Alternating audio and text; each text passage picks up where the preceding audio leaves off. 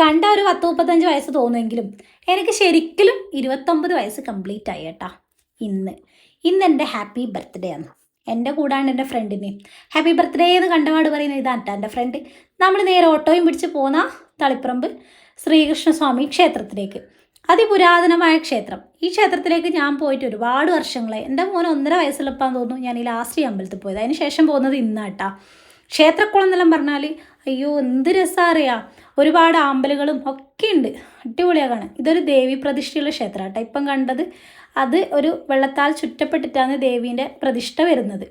പിന്നെ നമ്മൾ വെള്ളത്തിലിറങ്ങി കുറച്ച് വീഡിയോസും ഫോട്ടോസും എല്ലാം എടുത്തു.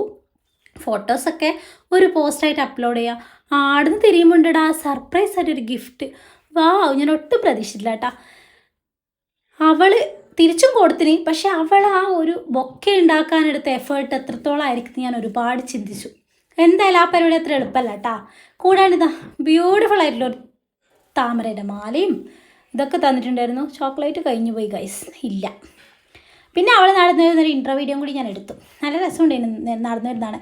ഞാനും ഇതേപോലെ നടന്നു വന്നിനെ. അപ്പോൾ വീഡിയോ എടുക്കുമ്പോൾ വേറൊരാൾ മുന്നിൽ കയറി പോയതുകൊണ്ട് ആ വീഡിയോ കിട്ടിയിട്ടില്ല. അപ്പോൾ ഞാൻ വിചാരിച്ചു ആ വിഷമം ഇങ്ങനെ അങ്ങ് തീർക്കാമെന്ന്. ഇതാട്ടെ ക്ഷേത്രം, ഒന്നും കൂടി കണ്ടോ. ഇതാണ് ദേവീൻ്റെ പ്രതിഷ്ഠ, അകത്താണ് ശ്രീകൃഷ്ണൻ്റെ പ്രതിഷ്ഠ. ഇവിടെ ഏറ്റവും പ്രധാനപ്പെട്ട ഒരു കാര്യം എന്ന് വെച്ചാൽ ഒരിക്കലും കായ്ക്കാത്തൊരു ഇലഞ്ഞി മരാട്ട ഇത്. അങ്ങനെ ഒന്നും കൂടി തൊഴുത് അമ്പലത്തിന് ചുറ്റം വെച്ച് ഇറങ്ങി അപ്പുറത്ത് മഹാദേവൻ്റെ ക്ഷേത്രം കൂടിയുണ്ട്.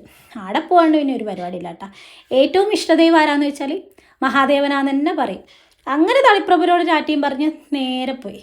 പിന്നെയും കുറച്ചധികം ഗിഫ്റ്റുകളെല്ലാം കിട്ടീന് കേട്ടോ.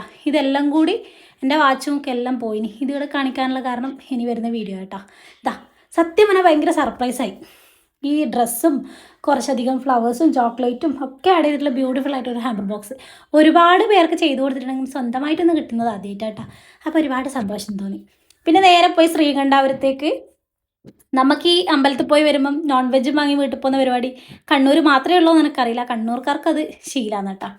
അങ്ങനെ കുറച്ച് പച്ചക്കറിയും ചിക്കനും ഒക്കെ വാങ്ങി നേരെ പോകുന്ന വീട്ടിലേക്ക്.